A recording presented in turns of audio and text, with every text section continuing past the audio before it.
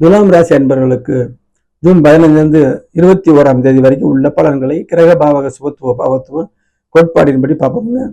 இப்ப இந்த கடக ராசியில குரு சுக்கிரன் சந்திரன் இருக்கக்கூடிய அமைப்பை சொன்னேன். அது அந்தந்த ராசிக்கு எந்த இடம்ங்கிறத நம்ம வச்சு சொல்லணும். அது பாவம்னு அர்த்தம், பாவகங்கள்னு அர்த்தம்.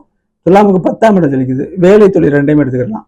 அப்போ 90% பேருக்கு இதுவரை வேலை இல்லை, கிடைச்சா அதிருப்தி, தொழில் இல்லை, செஞ்சு அதிருப்தி அப்படிங்கிறவங்களுக்கு ஒரு வருஷ காலம் பொற்காலமா இருக்கும். உறுதியா உங்களுக்கு என்ன தசாபதி நடந்தாலும் சரி, சரியா?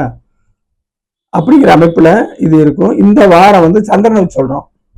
வார தொடக்கமான 15, 16 தேதியில் 9ஆம் இடம் வருதுங்க. 9ஆம் இடங்கிறது பாக்கியம், அனைத்துமே ஒரு நல்ல எண்ணங்கள் கொடுக்கும்.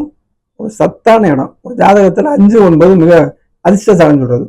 அப்போ அதிர்ஷ்டமான அமைப்பா இருக்கும். கண்டிப்பா துலாமுக்கு 9ஆம் தந்தையாருடைய யோசனைகளை நீங்க கேட்பீங்க. இதுவரைக்கும் கேட்காதவங்க இப்போ அவர் சொல்றது சரியா தான் இருக்கு அப்படிங்கிற நினைச்சு நீங்க கேட்கக்கூடிய ஒரு எண்ணங்களை கொடுக்கும். எண்ணங்கள் வழிதான் கிரகங்கள் செயல்படும்.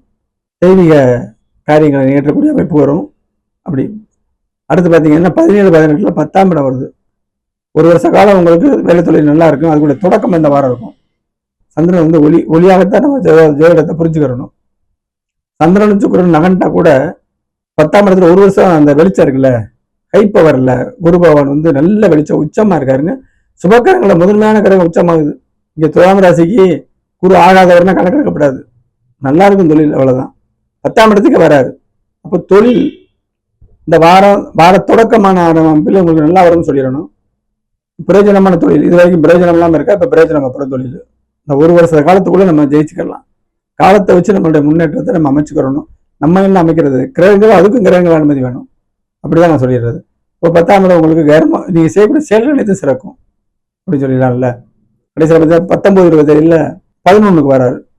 10ல் வெளிச்சப்பட்டு 11ஆம் இடத்துக்கு வராரு. 11த்துல ஒளிச்சந்திரன் தானே, கேதோட இருந்தாலும் இந்த 10ஆம் இடத்துல தொடர்ச்சியாக அடுத்த 2 நாட்களும் அமையும்.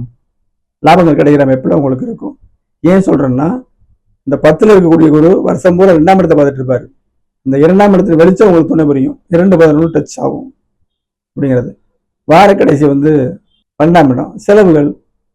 10ல் நல்ல கிரகங்கள் இருந்து வெளிச்சத்தை கொடுத்து 11ம் இருந்து 12 செலவு வரத்தான் செய்யும். உங்க தசாபத்தியில் இருந்தால், அந்த அமைப்பு இருந்தால், செலவு அமைப்பு இருந்தால் மட்டும், இல்லைன்னு சேமிப்பாகும். அதனாலதான் ஜாதகத்தை வச்சு நான் பலன் சொல்றேன். அப்ப 10ல் இருக்கக்கூடிய 2ஆம் இடத்தை அவங்க பார்த்துட்டே வருஷம் போறோம். 4ஆம் இடத்தை பார்ப்பாரு. கல்வி விஷயங்கள், தாயுடைய அனுகூலங்கள், வாகனம், வீட்டுல சிறு சிறு குறைகள் இருந்தாலும் சரி, வாகனத்துல குறை இருந்தாலும் சீர் செய்யக்கூடிய அமைப்புகள் இருக்கும்.